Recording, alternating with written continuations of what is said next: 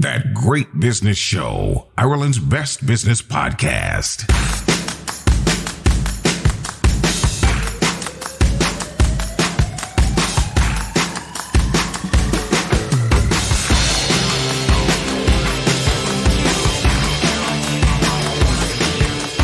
Welcome to episode 122 of That Great Business Show, posting on the 13th of January 2023. Fáilte, I am Conal O'Moran.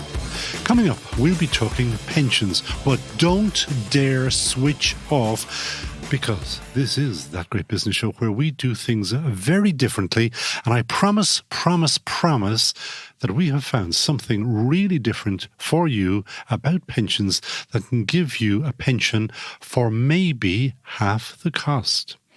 And if you want to sell a property, do stay listening, because a business close to our hearts is about to do some disruption.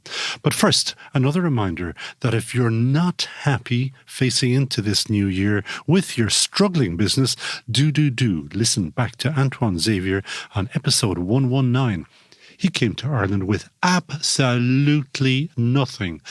A 19-year-old with no training, but went on to build one of the country's biggest accountancy practices. We have had a lot of feedback from listeners who found his words of wisdom so encouraging, helping business owners keep going. And he shares the secrets of growing your business on episode 119. Done Deal Motors is home to Ireland's largest range of new and premium used cars. That's why you'll find cars from Mercedes-Benz, Audi and BMW dealerships on Done Deal. Are you looking for a 7-seater to accommodate your growing family? Maybe you're after a luxury saloon to make a statement. We have the car for you. You'll also find Ireland's largest range of electric cars to help you make the switch. Visit donedeal.ie today to start the search for your next car. De facto shaving oil, the world's best shaving oil, made in Mayo, sold worldwide. Want to increase sales, reduce overheads and provide customers with a better service? Then use Big Red Web, the easiest way to develop and maintain your website. It gives you powerful business reporting, digital marketing and automatically integrates with the award-winning Big Red cloud accounting software. It's a game changer for SME businesses. It's so good, the government gives you a €2,500 grant towards it. Big Red Web, e-commerce made simple. BigRedCloud.com/web. All That Great Business Show advertisers are Team GBS approved. Back them. And so, to the first interview. Let's start with the facts. According to the latest census, there are over 2.1 million homes in the state. And from 2016 to 2022, we added another 120,000 homes to the national stock. And we've probably added another 30,000 homes in the last year. So that is the total addressable market for the online business Daft.ie, part of Distilled Media, our shiny new sponsor. Anyone who has ever bought, sold or dreamt of owning a home is already familiar with Daft.ie, but what you won't know, because they haven't told anyone yet, is what they'll be doing in the future to make the buying and selling of property easier. But who better to ask about all of the above but Adam Ferguson, Chief Commercial Officer with Distilled Media, as I say, the company that owns Daft.ie. Adam, welcome to That Great Business Show. Thanks for such a great intro, Conal. The first thing I have to know is you have a kind of a bit of a techie background. However, I looked you up. What you studied was ag science. How did you go from ag science to trying to sell houses on the internet? Okay, I'll try and do the summary as quick as I can. It was a question I wasn't expecting. Fair play for looking me up with such detail. I studied ag science in UCD for 2 years before going to America on a J1 and working in the construction industry, we'll say. Long story short, I travelled to New Zealand, spent 2.5 years in the States, went to New Zealand for a while, Southeast Asia, came back, set up a construction company in West Cork, where I'm from. Worked in construction, built that up into a successful business, 5-6 employees, and a host of subcontractors before the property crash in 2008, at which point we decided that continuing with that business wasn't going to be fruitful. And luckily I got involved in classifieds and technology and got involved in digital marketing at a time when, for every one expert that was needed in SEO or AdWords, there was 10 6 months later, and I happened to be in the right place at the right time, developed some skills, and capitalise and utilise those to work in technology. So 1 pivot, 2 pivots, 3 pivots, 4. How many more? Because you are now, as I said, Chief Commercial Officer with Distilled. And Distilled, let's talk about them, is a very, very big and successful company. Yeah, so Distilled is made up of Daft, Done Deal and Adverts, and now Gumtree as well. We are a group of classifieds business. Our mission is to connect businesses and people to people to make better buying and selling for everyone in Ireland. So what we do and what makes us tick is getting up in the morning to make transactions in rental property, cars, farming, generalist classifieds easier for everybody in Ireland. Which easily brings me into my first obvious question, because you just told me that everybody asks you this one anyway, it is an advertising platform. When will you become an estate agent? If I had €1 for every time I was asked that, I'd have €5,000 because there's roughly 5,000 people who work in real estate professional roles similar to estate agents via 1,400 offices in Ireland. The answer is we're not ever going to become an estate agent. You heard it here first. Yeah.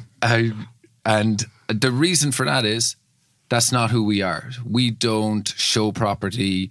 We don't drive about the country with sets of keys to show property.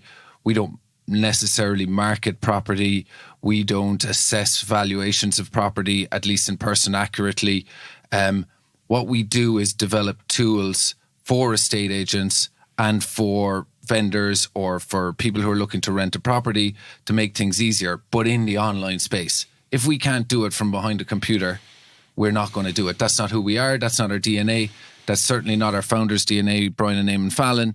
And for that reason, we're never going to become an estate agent. I had them on the business show when I was with Today FM. Very nice fellas. Yeah, great fellas. I'm very fortunate to work in such a great culture that is Distilled, driven by them. Are you, when I say you, is Daft estate agent driven only, or could Conal O'Moran go down and put his home and sell it directly through Daft? I'll link that answer to the vision. So our outcome we want to derive is better buying and selling for everyone. And if you want to do that, you need all of the stock available. So as such, as a private sales, it's not something I'd advise. I think using an estate agent is a very good way to sell a house.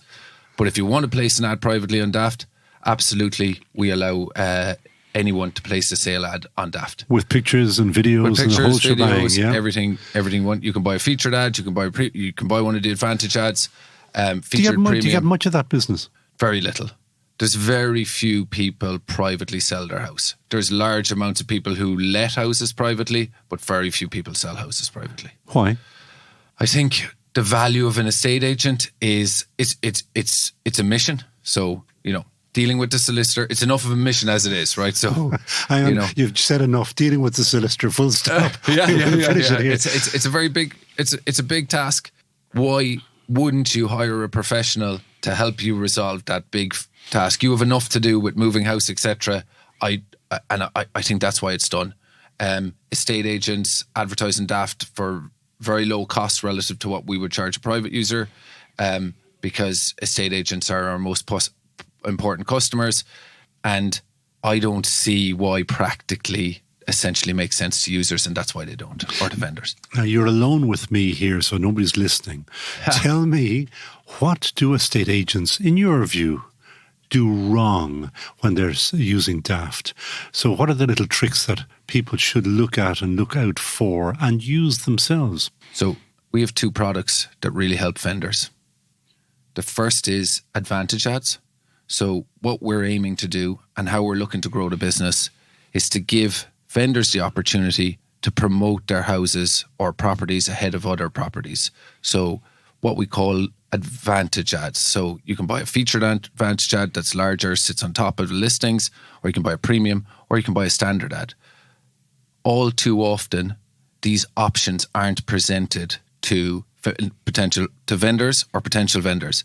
And options like, print advertising, where, our audience has grown by, it's now 300 users a day, 300,000 users a day who spend 10 minutes on Daft. Really? Yeah. So it's one of the busiest websites in Ireland. 300,000. What are they doing? And browsing property, I think Irish people may be addicted to it. There's extremely, 10 minutes each is 3 million minutes.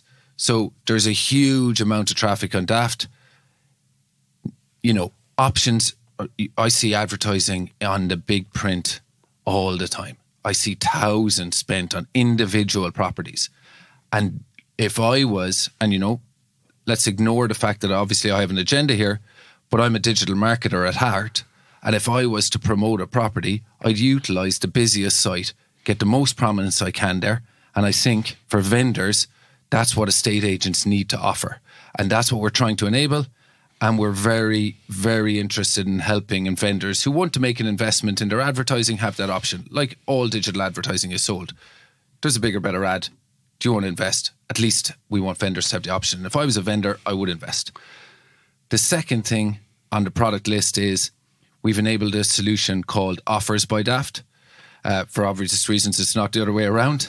We can't change where our brand started. And what Offers is, it's an efficiency tool for estate agents.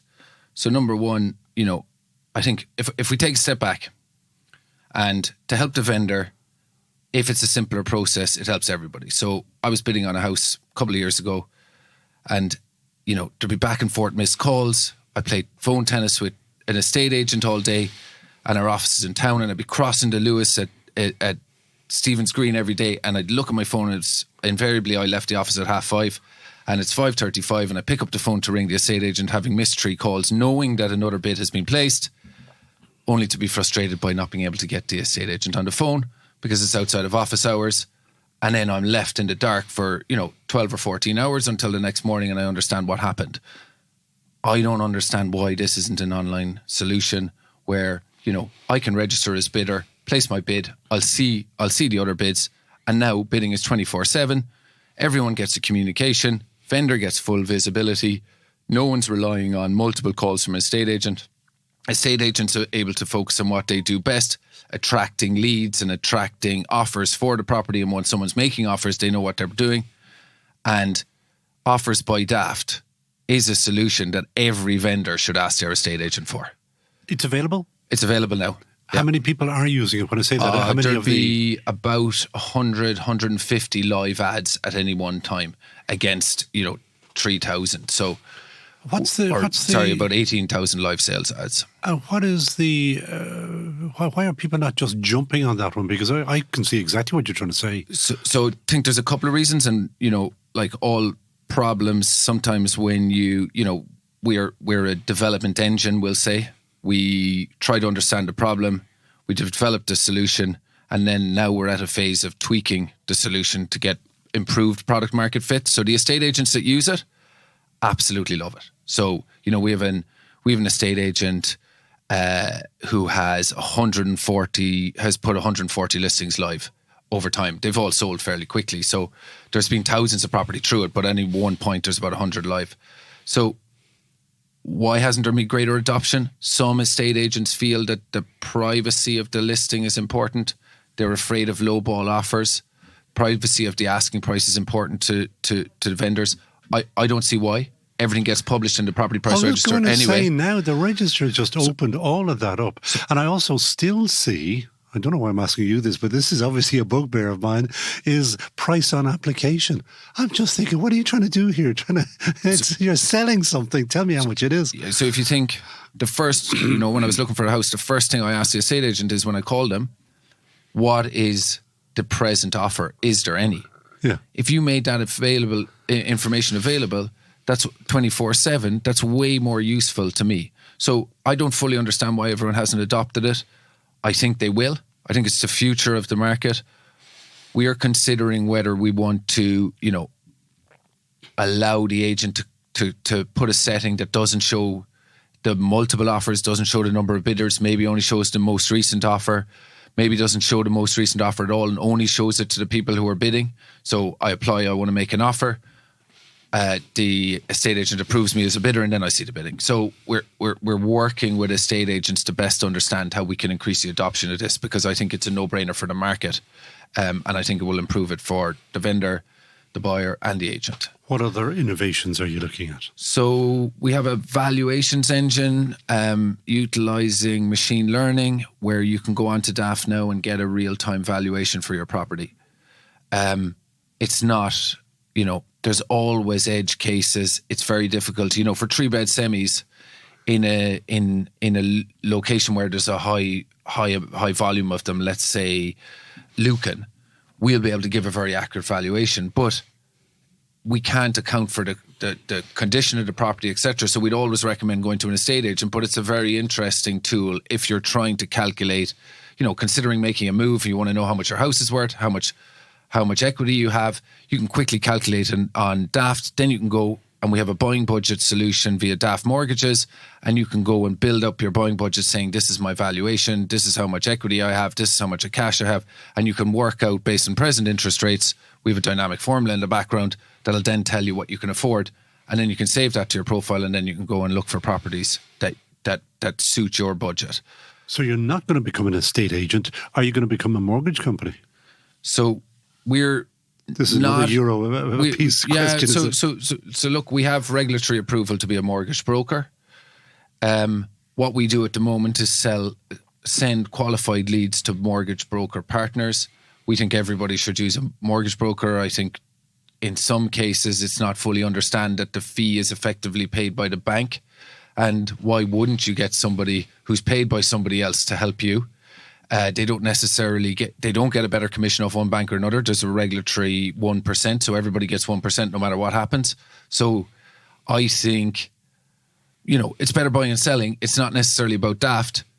It's about helping people to utilise mortgage brokers correctly. And maybe our purpose there is simply helping you calculate a budget and then introduce you to a broker who's going to do a good job for you. And that's what we're looking to do. So I don't think we're going to become a mortgages company per se. Could we continue to send leads, and will we build some tooling to help buyers? Yeah. We'll keep what we have. Will we build more? Maybe. What's the future in terms of virtual reality and all that kind of stuff? Will I be sitting with a headset on the Lewis looking at properties and all that kind of stuff? Yeah, so COVID put a big push on this, so we looked at virtual tours. We enabled more virtual tour providers, so estate agents have fancy cameras and use multiple providers. Giraffe is an example of one, for example. Do people actually use those? Has it been a good seller or not? During COVID, everybody thought it was what it was all going to be about. And, I thought there may be more momentum and people may want more of a virtual experience. But at the end of the day, you need to go and see it. You're going to live there. You're going to have, you need to look at the neighbours, so it's difficult then. Pictures tell a lot. Photographs are a very effective way. Video is very effective. Some of the estate agents do brilliant videos. Some estate agents do brilliant short videos. And there's different formats working. And actually, my own sense is that the short video with the right editing and the right tooling, people are using TikTok, is an amazing solution to create the video, But to sell the house? No. It's too short, isn't it? I don't think, at least any sort of scale of searching is there. Let's say location is the biggest factor, and size and budget. TikTok doesn't enable filters for size, budget, and location, and that's there's another world. You're not necessarily going to buy a house from TikTok, but there's cool videos editing solutions that'll help people build a cool video that becomes viewable on a platform like Daft. So I think short videos may become part of it, but it's not fundamentally going to change the purchase behavior. I think a lot of people are going to look at photos. Photos are very adequate, and then they're going to make a decision once they've viewed the property. You have a limited market because you are just on the island. You're not going to, as I understand it, go abroad. That's a concern, is it? So I suppose it's a concern depending on our ambition. I think we can do lots to add value very close to the core. So what I mean by that is, if you look at international examples, they've grown much. Their revenue per ad is much higher than us. And that's because the awareness of the opportunity to invest in better ads is much larger. The consumer is more savvy in terms of digital purchases, in terms of Australia and Sweden are some of the big examples, and they're investing in the property platform. So there's lots of growth opportunities. And then in terms of the tooling, for estate agents, we're in the process of replatforming our what we call agent admin. We can build better tools to help them list properties, to help them manage properties. I think offers is the most recent. Automated valuations has been recent. But next, maybe booking viewings. So we kind of paused in that a little bit because the viewing scenario changed with COVID. So it moved from open viewing situation to booked 10-minute slots. And at the moment, we're just trying to see where it lands and what users actually want and how it's going to work with estate agents. Because estate agents definitely gained efficiency by restricting who could view.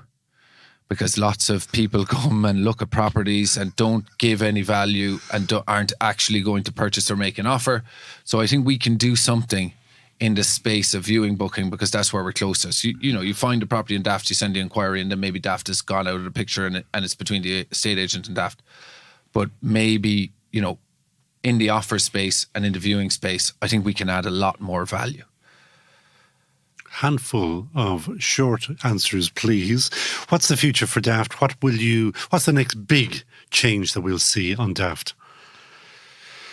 I don't have a crystal ball. We're always debating next. But you're working on something always. So we're working on something always. So I think what we're really working on at the moment is the polishing of offers, we'll call it. So, and getting that into a position that is utilised by the majority of people. That's job number one. Close to that, we're looking to get better at presenting, help the market to get better at presenting the opportunities to vendors to invest in Daft. So we're going to push advantage ads. We're going to allow, we want every vendor to make a conscious choice about their Daft marketing is how we frame it. And then thirdly is we're going to look at products like booking viewings. Almost the final question. And a lot of people ask me how to solve the housing problem. How would you solve the housing problem? Have you got any really big, clever idea?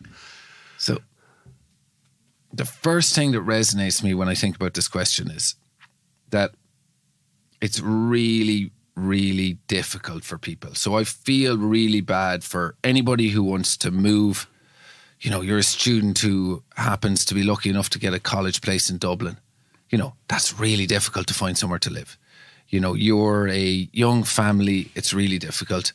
It's a diverse problem for society. And within that, there's a funny example recently. I was down in Ballyhob in West Cork over Christmas and I met a pub owner there. Joe's his name. He owns Levis's Bar in Ballyhob, one of the best bars in West Cork, if anybody's looking. That's your pints guaranteed now for the next visit, yeah? Yeah. And Joe was saying about Ballyhob, really successful, a couple of really good restaurants, village in West Cork doing really well from a tourism perspective, and a total lack of accommodation. And originally his frustration associated with this was holiday accommodation, but now he's saying the essence of the village, which is created by an artistic community. So lots of artists live there. They're not necessarily earning high salaries. It's not easy to be an artist and spend your time in a creative space. And he said they can no longer afford to live in Ballyhob. And he's an example of someone who moved to rural Kerry. I'm from Cork. That's never a good thing for anybody. So my dad's from Kerry, and I disagree. Yeah. We'll have to leave that one for. That may take too long to resolve. So the problem is multiple. Everybody's impacted, and now society is shifting and changing as a result. And we need not 35,000 houses, not 30,000 houses a month, or a year. We need 50,000 to make up, just on population alone, you need 35,000. So we need at least 50 at the moment, and the solution has to be multifaceted. Okay, so I was going to say, we know the problem. Yeah. What is, in a few words, what is the solution? So social, it's multifaceted. Social, build to rent, the big developers with build to rent accommodation, more supply lifts all boats. Supply, supply, supply, all aspects of supply. So more social, more build to rent, more 3-bed semis, and what we need to do is give financing options to people. So some good government initiatives to help to buy scheme, etc. But one of the groups I feel sorry for is the small families are the ones that are getting impacted by an increase in registration or interest rates. So the affordability challenge for that group, I think renters need more credit for demonstrating repayment capacity based on managing to pay rent. There's people who've rented for 10 years and paid $1,500 or $1,800 a month in Dublin, haven't been able to save a deposit, but they've demonstrated a consistent repayment capacity, and I think more can be done to help that group. But that doesn't take from social housing, high-end housing. All aspects need to be lifted in terms of supply. Final question, and I hope you read your email. Who would Adam Ferguson hire in a heartbeat? Can I say 2 people? You can. At least you read the email. You can say as many as you like for that. So the first is Henry Ford. Okay. From Cork again. 2 things come to mind. If I'd asked them what they wanted, they would have said a faster horse. And the second one is, you can have any colour you like as long as it's black. So there's 2 interesting things to that. One is the creativity of actually coming up with a solution that's way outside of what was happening in the market. So I believe in understanding what customers want, but the real innovators make the leap from that to actually creating an innovative solution. And then the second one, why he's, such a genius, is that he's then linking the product to the production capability of the factory. So if he had to go black, red, pink, yellow, it adds a complexity to creating the product. And he was, the first really successful factories, and part of that has to be they're all the same. We can't make, one a little bit bigger, one a little bit smaller. These aren't custom products. They're coming out through a line. And I think that's the real genius. And then the second one is an internal praise to the organisation and to the founders of Distilled. It's not a coincidence that Brian and Eamon founded 2 of Ireland's most successful Indigenous websites, The Journal and Daft. Recently, we've lost our CTO, Brian, back to The Journal. And I think in terms of people I've worked with before, I'd love to rehire Brian. His knowledge of our industry, his ability to create product, commercial, technical. He's held every role in Daft and mastered all. So I'd rehire Brian as well. Listen, that's your only rehiring the boss. Get away with that. That is the sickest answer ever. And that wasn't on the script anyway. Oh, no. Adam Ferguson, Chief Commercial Officer. You'll probably get an upgrading from that now after that one, of Distilled Media. Thank you so much for joining us on That Great Business Show. Dundeel Motors is home to Ireland's largest range of new and premium used cars. That's why you'll find cars from Mercedes-Benz, Audi and BMW dealerships on Dundeel. Are you looking for a 7-seater to accommodate your growing family? Maybe you're after a luxury saloon to make a statement. We have the car for you. You'll also find Ireland's largest range of electric cars to help you make the switch. Visit Dundeel.ie today to start the search for your next car. Want to increase sales, reduce overheads and provide customers with a better service? Then use Big Red Web, the easiest way to develop and maintain your website. It gives you powerful business reporting, digital marketing and automatically integrates with the award-winning Big Red cloud accounting software. It's a game changer for SME businesses. It's so good, the government gives you a €2,500 grant towards it. Big Red Web, e-commerce made simple. BigRedCloud.com/web. All that great business show advertisers are Team GBS approved. Back them. Here's something really, really different. My next guest wants you to have a higher pension for half the cost. And no, he is not trying to sell you something. He's a long-time retired actuary who was, just a few years ago, president of the Society of Actuaries. But he hasn't been idle in retirement. He's been busy with his abacus, and he's recently won a big prize for his big pension idea. Colm Fagan, welcome to That Great Business Show. Thank you, Conal, for that kind introduction. It's kind but uncomplicated, because whatever else, people loathe talking about pensions. Yeah. You are here because I want them to hear your words of wisdom. I've known you for, as they say, quite a while. You are very, very well regarded. What you say, you know what you're talking about, is what you say is also important. And as I say, you were president of the Actuarial Society of Ireland, or whatever it's called nowadays. And you didn't get that by chance. You know what you're talking about. I say it twice, 3 times. But there is a thing called auto-enrollment about to happen. Yeah, and maybe it's important, first of all, to tell the listeners, this is not just for any pension. This is purely for this auto-enrollment idea. So let's maybe talk very briefly about auto-enrollment. It's the government's plan to deal with the problem that we have in this country, that only 1 in 3 private sector workers has a pension at the moment. And so the other 2 out of 3 are completely dependent on the state for their pension in retirement, and that is wrong. And they've tried various things over the years, so now they're trying a different thing, that no one's going to be forced into getting a pension, but you will be automatically enrolled in one. So therefore, if you have just a small company, and I give the example of the local tyre repair shop in Bray where I live, that the workers there will be automatically enrolled in a pension where they pay a contribution, their employer pays a contribution, and the government pays 1/3 of what they have. Now, it eventually is supposed to build up what the government is saying, that they pay 6%, the employer pays 6%, and the government pays 2% of earnings up to 80,000 a year.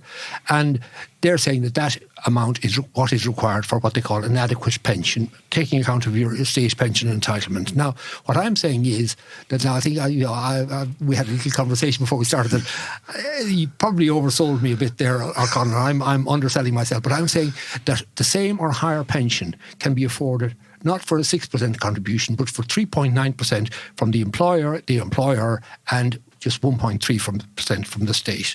And how does it work? Well, I want to roll it back, Colette, for 1 second, because central to what you want to say is the state, in its wisdom, is giving this, it's a bonus beyond bonuses to the pension businesses. And what your idea is, it shouldn't happen that way. One provider. One provider, yes. Now, in fairness, the government itself is saying that they will have one provider. They changed it from their original plan. But the big difference, and maybe I can just cut to the chase what the big difference is, that under the government's plan, as currently articulated, they're saying that the government will look after people all the way through as they are contributing until they get to retire. And they'll have a big pot of money then. But what the government is saying, they'll turf people out of this lovely scheme where they're being looked after. And when they get to 66, 67, whatever the age, they will have to look after themselves. And that, I'm saying, that is all wrong. Right. So we'll get back to that point later. So I interrupted you. You were just about to give a magnificent exposition of why your scheme. Now, you've done an awful lot of work. This isn't just something that you're lying in bed thinking about. You've done it. And the prize, you won a prize in London a couple of months ago. I did indeed, yes. For this. In October. So this is not just something that fell out of bed. No, it came to some extent from my own pension. And the way I have managed my own pension for years and years is that I take, like any long-term savings account, I put money aside while I was working, and then when I get to retirement and I inverted commas, retired about 11 years ago, I started drawing from it. And now, but in my case, I was invested very heavily into the stock market, into equities. And as you know as well as I do, Conal, the stock market fluctuates all over the place. And it can be quite frightening for someone who doesn't have experience of that world. You could lose, for instance, in March 2020, when the financial world realised the impact of COVID, markets fell by 20% in less than a month. Now, that would be terrifying for an ordinary person. But what I've devised, and this is what I won the prize for, is that one can smooth things out. And, it's a little complicated, but we might get into it later. But so we won't know whether we accept that what you say exists and is true and is accurate.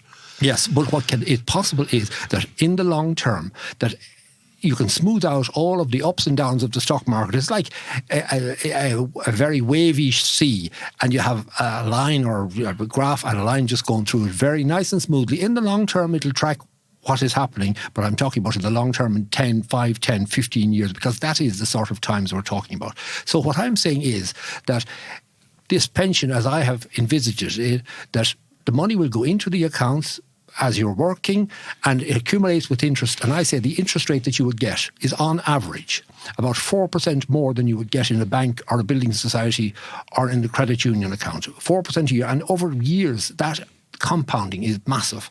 So you just keep accumulating the money in that account while you're working. Then you come to retirement and you start withdrawing from that account. It's as simple as that. So you accumulate and you're getting 4% a year more than you would get in a deposit institution, and then you start drawing from it. This idea is so clever that you try to, am I right in saying, patent it? Well, I started to patent one particular part of it, because there's another element to that, because as soon as you start drawing down, and take, say, someone of my age now, I'm into my 70s at this stage, you're supposed to say, Conal, you don't look at nature. You didn't give me a chance. Anyway. Colin, you don't look a day over 50. Yeah. But you say, oh gosh, do I have enough here now to last me for the rest of my days? So you can do either of two things. You can sort of skimp and scrape and you leave too much for the next generation, or you can splurge it all and you die a pauper. Right? And I've got what I think is a neat solution to that particular aspect of it, but maybe that might be deferred until a later point. But I'm saying that you just draw down, and I'm saying that you can choose yourself how much to draw down once you stop working. I'm saying you can draw down between 3% and 8% of your pension amount every year. Obviously, if you draw down 8%, you're leaving less for yourself for the future, or for your estate and for your family afterwards. But, it's a balance that you constantly make. And I realise myself now, since I'm retired, that this idea of an annuity, that you have the same amount for the rest of your days, that is madness. Your needs vary. So you can... Now, let me hold you there, because we're now kind of getting into the weeds, as they say, of pensions. An annuity. Explain what it is, and explain why people are given annuities.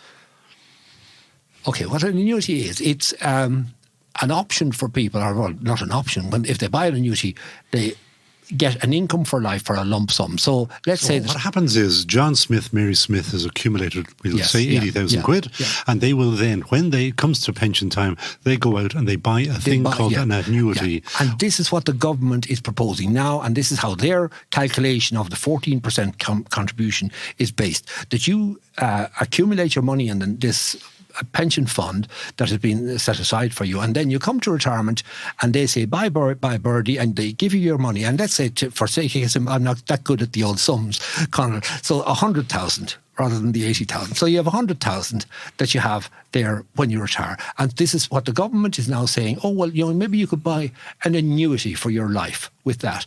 And with that annuity, you can expect to get maybe 3% annuity life. So in other words, you give up your 100,000 and you'll get a pension of 3,000 a year for the rest of your days. And those are real figures, those real numbers. No, well, real in the sense of actual. I mean, they haven't calculated it. No. But what I'm saying is, people really need to understand but that's not inflation how little is involved. Exactly.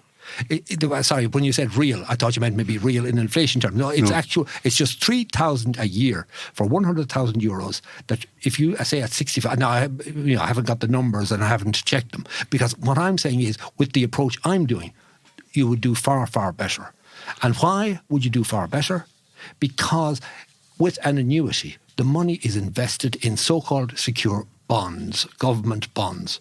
And government bonds are paying very little interest. I mean, last year, German bonds were negative interest rates. Now, they might be about 1%, 2% positive now. While if you are invested in the stock market, you can expect in the long term to get at least 4%, or we can quibble over what, but in general, around 4% a year on average more. Now, you may have the occasional March 2020 when you dropped 18% or 2%, but that is part of the price. It all goes, it's, if you don't speculate, you won't accumulate. And the risk and reward go hand in hand. So what I have done is you can keep the reward whilst diversifying the risk. But the thinking and the thinkers behind this kind of a scheme in government are hugely conservative, and they are not going to have on their gravestones, I went with Colm Fagan's great idea, because at least with an annuity, albeit 3,000 quid or whatever, you know that the government is going to pay it. As long as the government stands, of course. Well, this wouldn't be the government, actually. No, what I mean is the system. It's as guilt as it can be. It'd be an insurance company that would be buying. This is the point as well, that they're letting people loose, and there's all sorts of intermediaries involved, and commissions and charges and things like that to advise people, well, do you take an annuity? Do you have a joint life or a single life annuity? And we could talk about all that. Do you have a guarantee? I mean, you've got a great life. You're talking about that kind of stuff as well, are you? But I'm saying that people can get utterly confused, and I'm trying to simplify it, that you have an account that you build up when you're working, and you take from it when you're retired, and you decide how much to take every year. But it gives so much better, because the money is being invested, constantly earning around 4% a year more than you would get from that annuity. Which is a chunk of money. It's a massive amount of money. And particularly because it grows each year on top of each other. On top of each other, on the whole compound. That's what I said. And that's partly why, and in fact I am conservative on what I say, that I said that the 6% contribution can actually be 3.9%, but that is allowing for the fact that you take some cash when you get to 65, or when you get to retirement.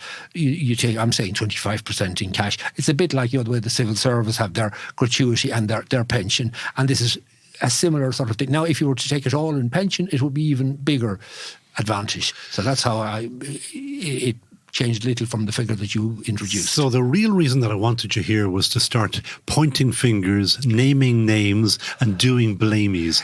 Why are they not taking the Colm? What are you calling this scheme anyways? A smoothed equity approach. Smoothed equity. Yeah. Now, someone, actually, one of my friends, actually, who's you might know him,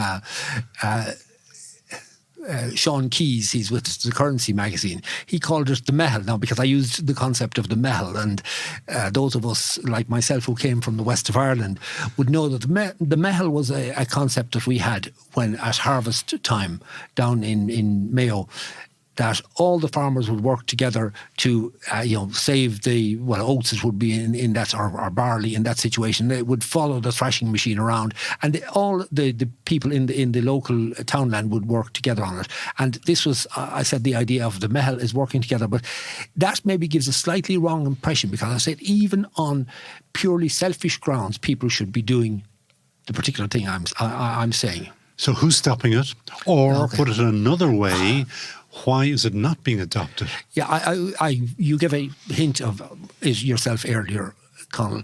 It's new. It hasn't been done anywhere in the world before. Which is pretty cool.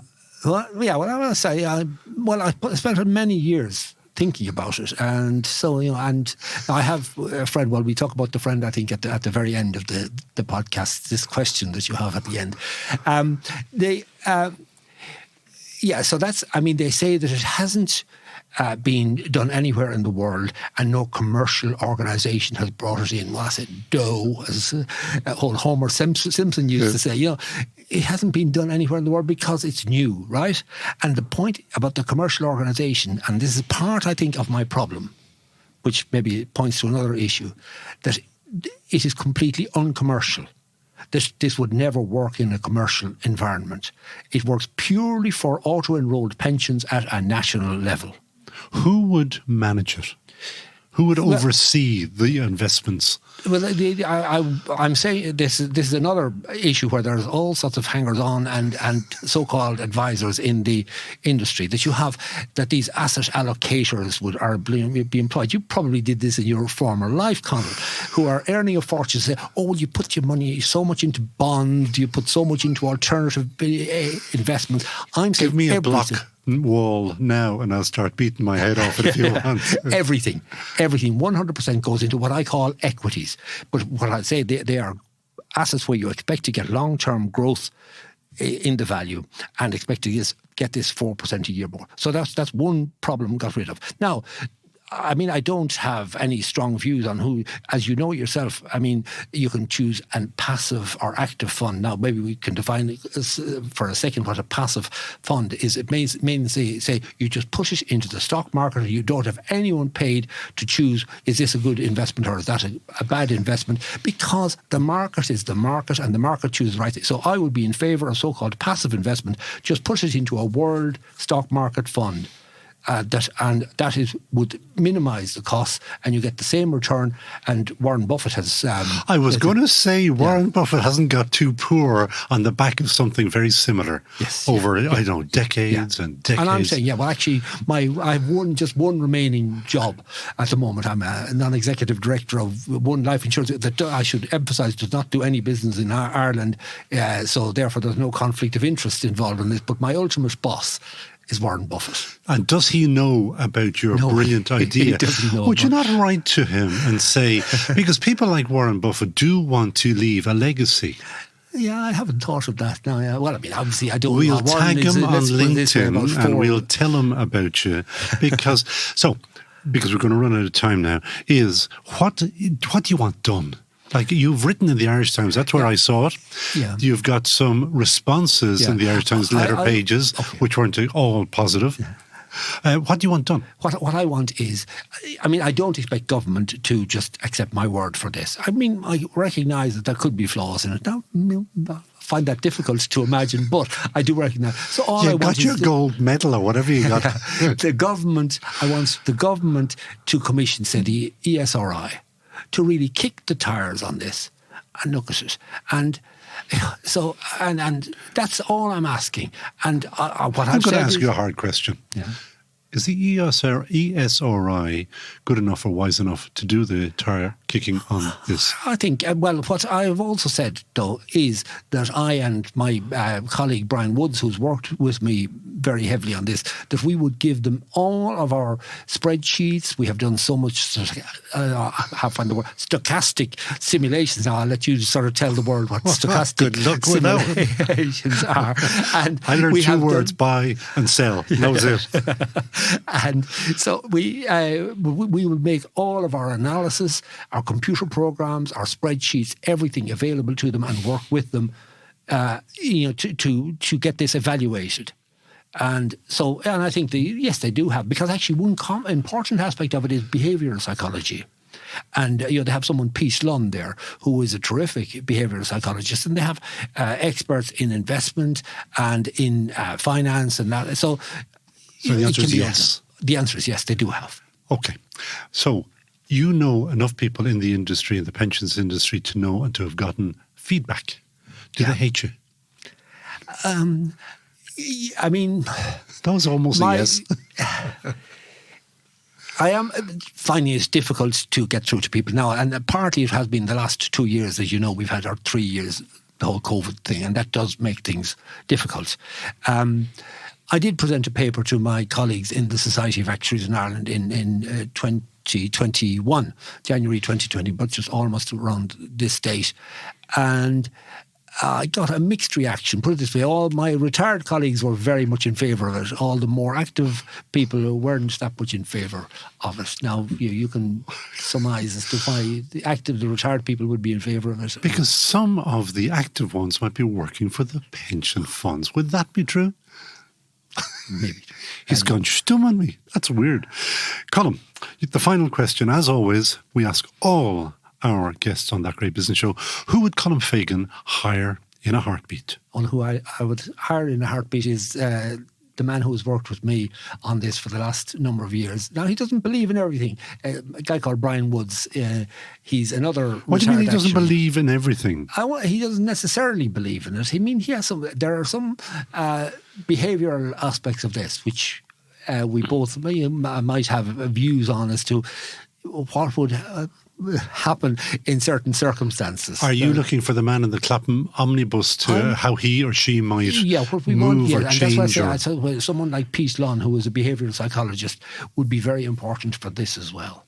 So the person I would hire in an instance is Brian. I mean, he has the rigour as well that I don't have. I mean, I would be a big picture person, and I went into the actuarial profession straight from school, and I thought I was going to be a mathematician, and to be honest, this was just hard sums I learned. But Brian is a true mathematician. He was sort of in Queen's, and then he went to Imperial College in London for a while, and he does sort of complex analysis for his spare time on a Saturday afternoon, and but he had that rigour. There's another world out there, isn't there? There is. We're all thinking about what we'll cook with the chicken, and he's off there with his massive big charts and his sums, as you say.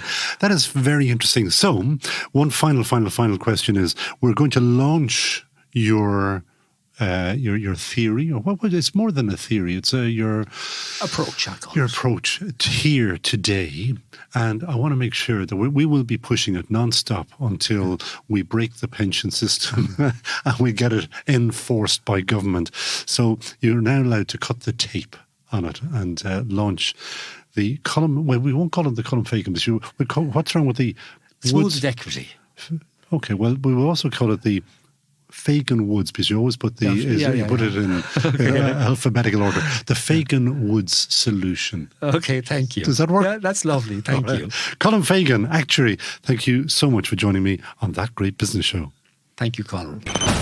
Done Deal Motors is home to Ireland's largest range of new and premium used cars. That's why you'll find cars from Mercedes-Benz, Audi and BMW dealerships on Done Deal. Are you looking for a 7-seater to accommodate your growing family? Maybe you're after a luxury saloon to make a statement. We have the car for you. You'll also find Ireland's largest range of electric cars to help you make the switch. Visit donedeal.ie today to start the search for your next car. De facto shaving oil, made only from natural oils. Nothing nasty on your skin. And that's it from That Great Business Show, episode 122, where we deliver 45 minutes of business insights and inspiration, thanks to our sponsor, donedeal.ie, the only place to find your next car, new or second-hand. Now, you have been hearing that there could be 700,000 people out there without pensions. So do make sure to tell them how you learned how to have a higher pension for half the cost. Send them an email link to this podcast. Also, you can repost us on LinkedIn, where we now post our new business bites. Those are the business opportunities that we send to you during the week. LinkedIn is also where to find us if you would like to advertise with us. We record at the Dublin South Podcast Studios, where Lee, live fast, 'cause it won't last, Brennan is today's sound engineer. Later, Neil Horner presses all the right buttons in post-production. This is the same team that brings you our second podcast series, Ireland's legal podcast, The Fifth Court. If you want your own podcast, well, we can make the magic happen for you. Give us a bell. And don't forget to buy Business Plus magazine, where we now have a regular column all about the podcast. From me, Conal O'Moran, Míle buchas for listening, agus slán tamil.